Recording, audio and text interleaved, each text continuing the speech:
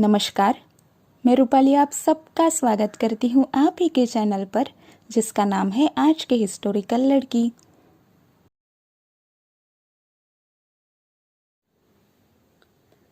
दासबोध ग्रंथ पढ़कर श्रोताओं को वास्तव में क्या प्राप्त होगा? इस प्रश्न का उत्तर देते हुए समर्थ रामदास जी आगे कहते हैं, यह ग्रंथ पढ़ने से मनुष्य के अंतर्मन में विवेक मतलब ज्ञान उत्पन्न होगा। व्यवहार में चातुर्य बुद्धिमानी का उपयोग करना और प्रसंग देखकर मतलब स्थिति को समझकर किस प्रकार खुद का व्यवहार रखना चाहिए यह श्रोते समझ जाएंगे। दूसरे के धोखे को पहचानने की धूर्तता या चालाकी उनके अंदर आ जाएगी। समर्थ रामदास जी के समय मुगलों का शासन था। रोज रोज होने वाले अत्याचार से सामान्य जनता पीड़ित थी। विशेषतः स्त्रियों और बच्चों के ऊपर होने वाले अत्याचार भयावह थे। समर्थ जी निर्दोष लोगों के साथ हो रहे अन्याय के खिलाफ खड़े हुए, लेकिन किसी मनुष्य के प्रति उनके मन में विरोध नहीं था। इसीलिए जब अपराध करने वाले व्यक्ति अपने अपराध का एहसास होकर उन निर्दोष निरपराध व्यक्तियों की और समर्थ जी की माफी मांगते थे तो समर्थ जी उन्हें माफ भी करते थे।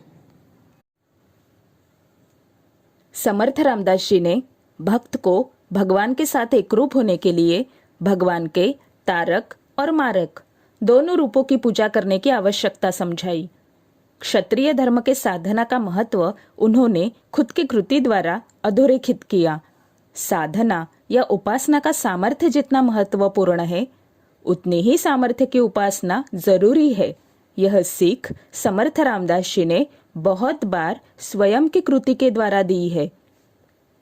आंखों के सामने जब निर्दोष व्यक्ति के ऊपर जुल्म या अत्याचार हो रहा हो तो दयालु कृपालु संत सिर्फ देखने की भूमिका नहीं लेते, वो भी उसका प्रतिकार करते हैं।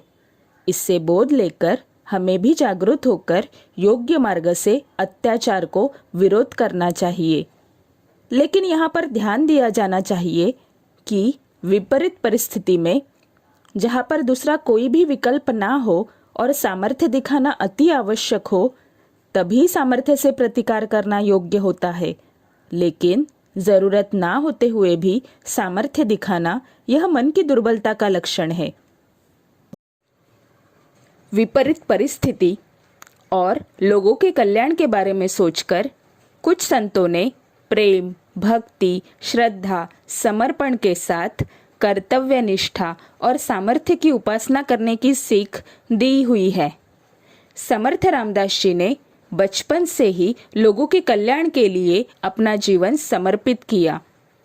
उनके संपूर्ण जीवन काल में उन्हें बहुत सी शारीरिक मानसिक कष्ट या यातनाएं सहनी पड़ी, पर उन्होंने भी शांति से उन दुखों को सहन किया।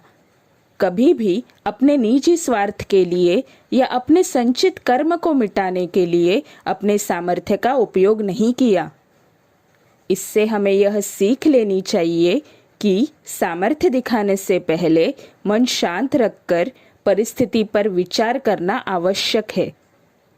और अगर अभी तक आपने इस चैनल को सब्सक्राइब नहीं किया होगा तो जल्दी से इस चैनल को सब्सक्राइब कीजिए, वीडियो दूसरों को शेयर कीजिए और आगे के सारे वीडियो ऐसे ही देखते रहिए।